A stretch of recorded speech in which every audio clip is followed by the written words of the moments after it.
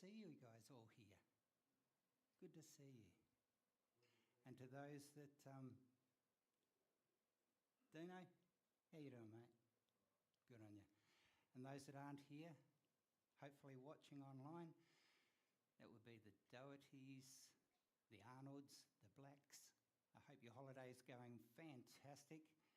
Hope everything's going well. Look forward to seeing you when you return.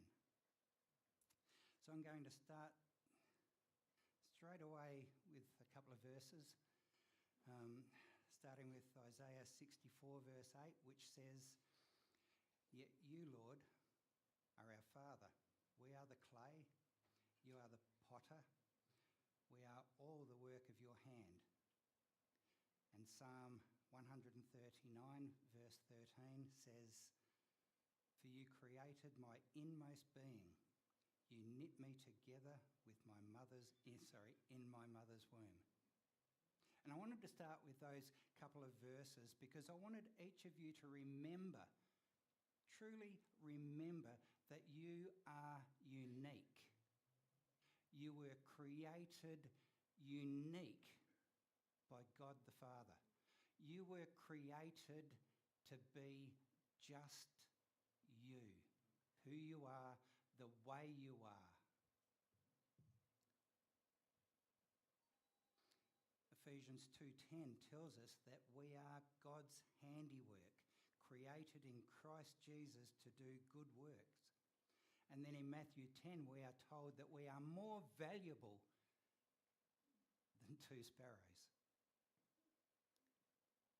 But if you think about it, everything created by God is valuable to him. But you are more valuable than 2 sparrows. This message that I'm bringing has been on my mind for about a month or so now. I got a thought in my head about a month or so ago, and it's just built up and built up over time. I mean, when Penny and I went to the Teen Challenge worship night a few weeks ago, there were things that were said there that I kept note of in my own mind. When I've been at work and when I've been at the evacuation centres speaking with people, it continued to grow. Talking with my favourite drummer, again, it grew this message. Penny said to me, I think it was yesterday morning, "So have you got your message ready for tomorrow?"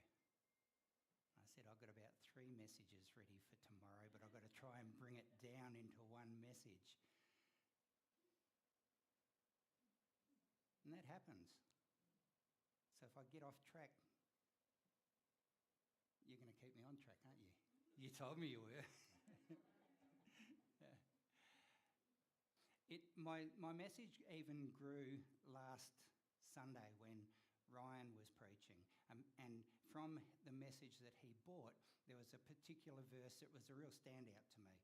And that verse was James 4 verse 2 that said, "You desire but do not have, so you kill.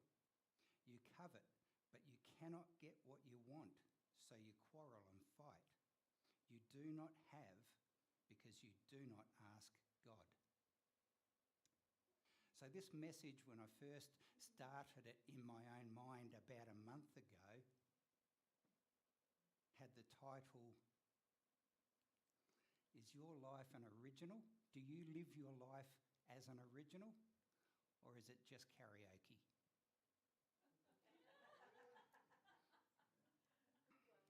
And look, might sound like a silly title for a message. But as I said at the very start, you are unique. You are original. But I'm going to start where I left off.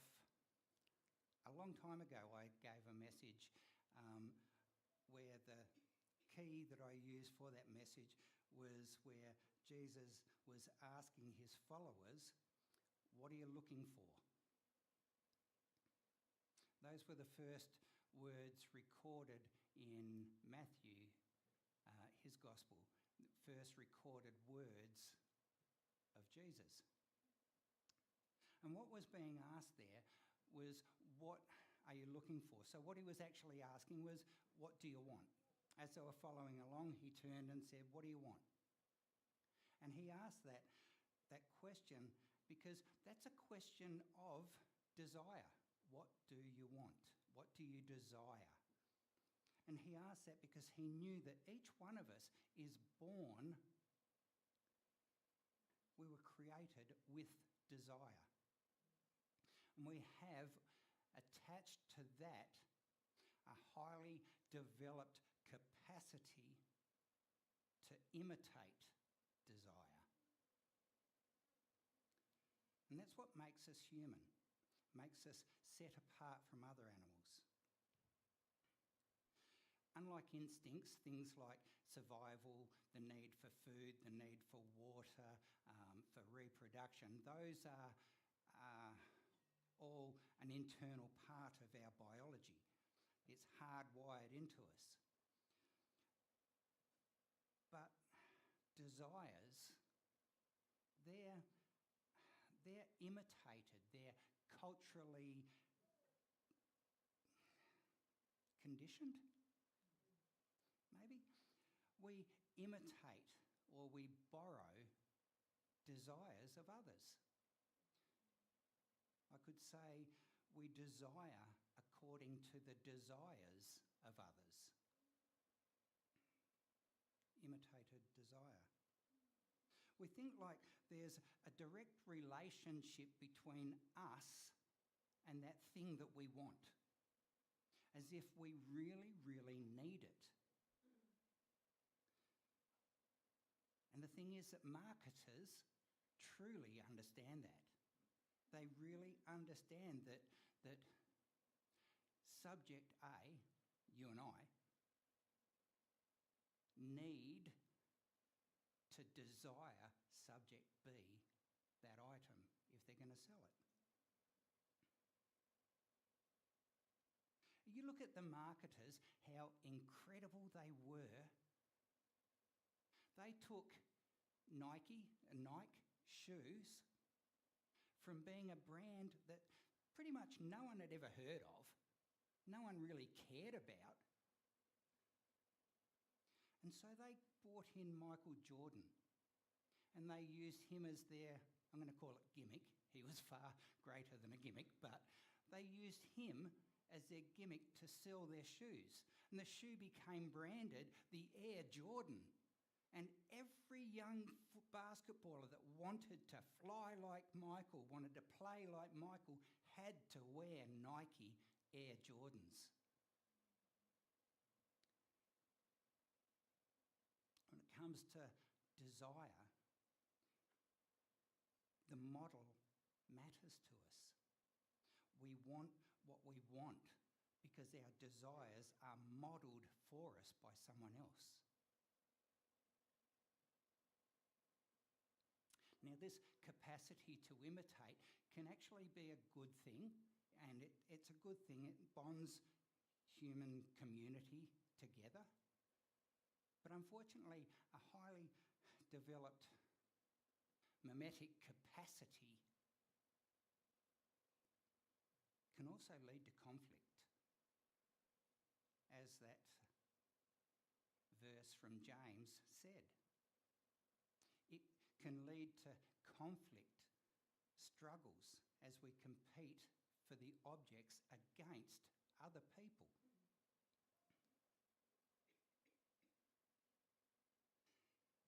Have you ever seen the doors open for the Boxing Day sales? You see people pushing through, pushing people away, running to get in first so that they can get the best sale items. I've seen people fighting, pushing each other away so they can get to the front of the line to buy concert tickets. And if you had have seen the gates opened day one of the Boxing Day Test cricket. When that gate opened, the people running in to get the best unreserved seats, fighting against each other. Competition can turn into violence. It doesn't always mean that it's physical violence, but it can certainly lead to verbal violence. And in an attempt to create peace,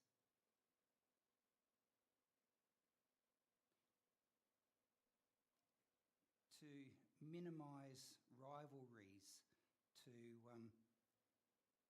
to stop those violent attacks brought about by competition, competing desires, we create scapegoats. Scapegoats, they bring temporary peace into a difficult situation. You only have to look at the Bondi tragedy. This tragedy was brought about by radical Islamic terrorists. And what should have been done is we should have been looking to eliminate radical Islamic terrorists.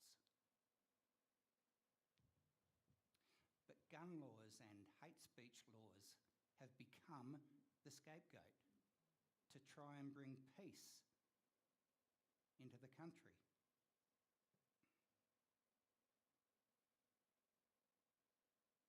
So far what I've spoken about is a worldly system of desires, a worldly method of imitated I'll say that again. A worldly system of imitated desires. But when Jesus invites us to imitate him, there's no rivalry. It's a way out of violence, competing. There's a way out of that system. He shows us how to borrow the desires of God, to imitate the one in whom there is no violence, to imitate the one who has just love. All desires in God are non-rivalistic. Is that a word? It's a word today. So the Son imitates the Father in a spirit of self-giving, loving, non-rivalry maturity. And if we are to imitate Jesus, we say that we want to be Christ-like. We want to imitate Jesus. If we are going to be imitators of Jesus, then we will not have rivalry. We will not have violence. We will have a new human way of doing things, which is all about love. And that pattern of desire calls forward an entirely new way of being human, which is the hope of the world. When we imitate Jesus and practice Christ-like desires, we unplug from the rivalries that lead to violence and open up a new way of real peace on earth. Ephesians 5 verses 1 to 2 tells us to be imitators of God as beloved children and walk in love as Christ loved us and gave himself for us, a fragrant offering and sacrifice to God. Christ-like desire allows us to live scapegoat-free lives, awakening and modelling desires that can lead us to transformation. It's the work of becoming a Christ-like human. Jesus in the Gospels. We told in Romans 12:2, do not conform to the pattern of the world, but be transformed by the renewing of mind. Then you'll be able to test and approve what God's will is, his good and pleasing will. And I need the worship team to come up already.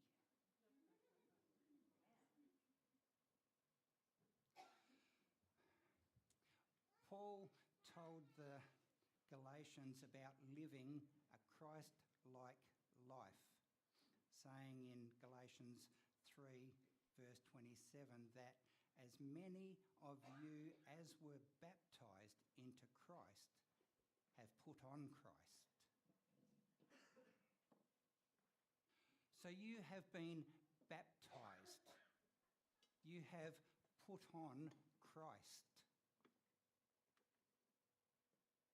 So why do you imitate the world?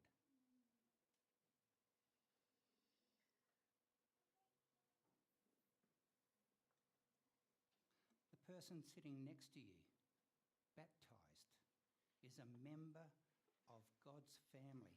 He has put on Christ. So why do we judge? The shirt that he's wearing, the shoes that he's wearing. We look and judge how people look.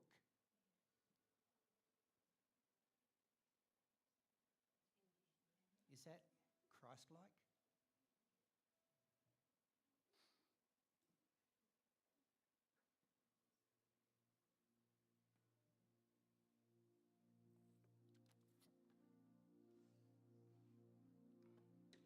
We're called to imitate God, imitate Christ, and that's through love. It's a constant growth. When you're born again, you're born into Christ's family, God's family. And so you have to live like a member of God's family. And that's to care about others, to share with others, and to follow the word of God. I started my message with questions, so I'm going to finish them with questions.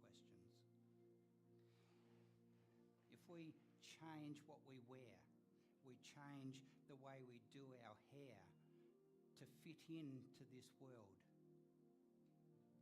is that Christ-like? And when we have worship, do you sing softly because you're worried about what people are going to think of your voice? Do you sing softly and listen to the person next to you and think, he's off key? Or do we sing out loud and worship God in the manner in which he deserves? To sing loud, caring not about what others think, but thinking about him and worrying about what he thinks of us. Worship is about loving God the way that he loves us. So I cut my message short today so that we can worship, sing loud, and let God know that we love him the way that he loves us. That we are not trying to be like anyone else. We were created by him. So we will be the person he created us to be. And we will worship him for that. Bless you. Thank you.